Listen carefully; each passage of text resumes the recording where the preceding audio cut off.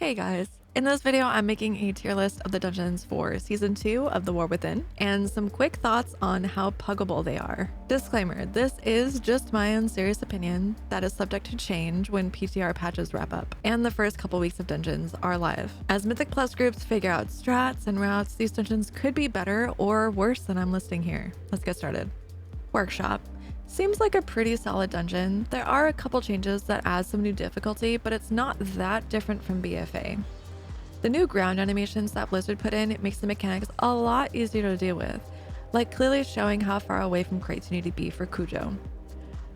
They took out the squirrel mind control cheese, which is pretty disappointing for priests, but it was very OP. I'm gonna put this in A tier.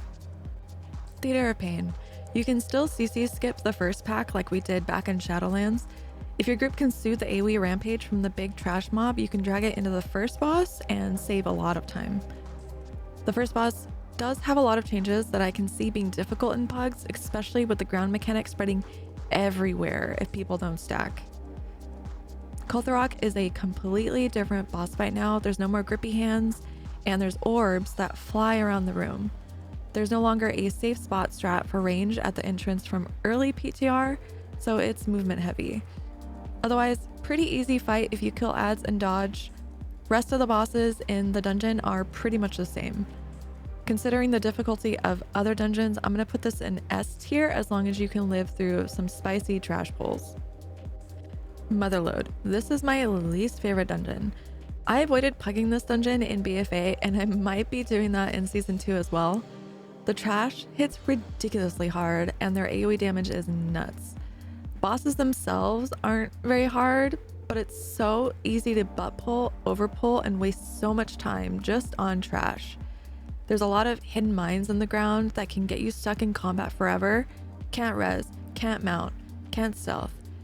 I'm gonna put this in D tier. I feel like this could be a toxic pug key.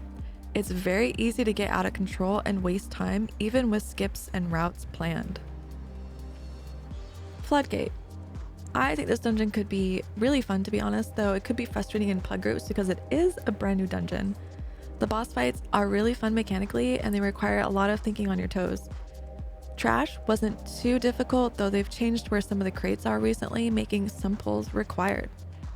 One note I'd like to make is bubbles. They were very OP and we're farming the hell out of our group on PTR.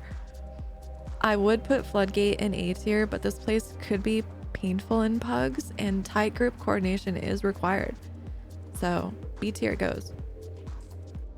Priory of the Sacred Flame. This dungeon is one of my favorites to DPS. The pulls are big and it feels really good to pop cooldowns. You definitely need to go a particular route, otherwise leaving one of the mini bosses up can brick your key. The second boss is a little pug unfriendly as you need to stagger the pop mechanic. The last room will also need some coordination with big pulls, interrupts and CCs, or it can get out of control quickly. The ads on the last boss fight were bugged at the making of this video, but hopefully they fix it before Season 2 starts. I'm gonna put this in B tier because simply doing the wrong route can break your key. Interrupt, CC is heavily needed, and pulling that big last room wrong can have heavy consequences. Darkflame Cleft. This is a fun one. RP dungeons tend to get old after running them for an entire season, so we'll see how I feel about it later. Some of the ads in this dungeon are a bit chain cast crazy and can destroy you easily. All the bosses have really unique mechanics and are actually easy to learn after breaking them down. One big issue we ran into on PTR were the corridor creeper mobs destroying our tank with a big stacking debuff. They couldn't kite to drop it and had to pop immunes. The last boss, you will need to delegate a DPS to grab candles quickly to proactively keep the percent on your light source up, because once it's out, it's hard to recover. I feel like the candle gets drained so quickly and you really have to babysit it.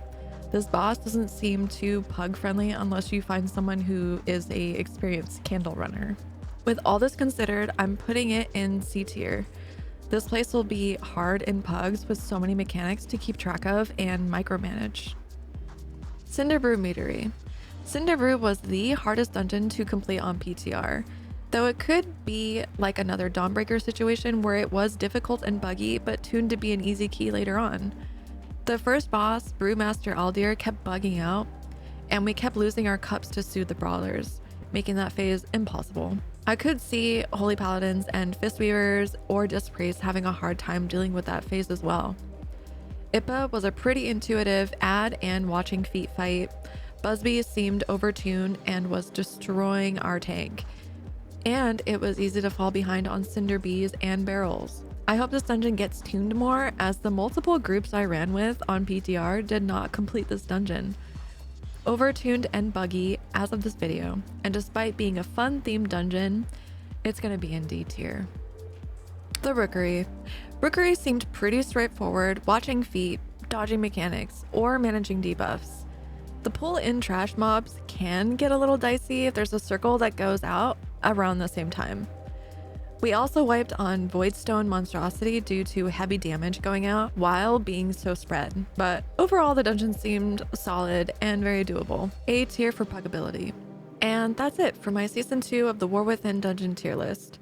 Let me know in the comments what dungeons you think are S or D tier. Stay cool, stay calm, and be good. Thanks for watching.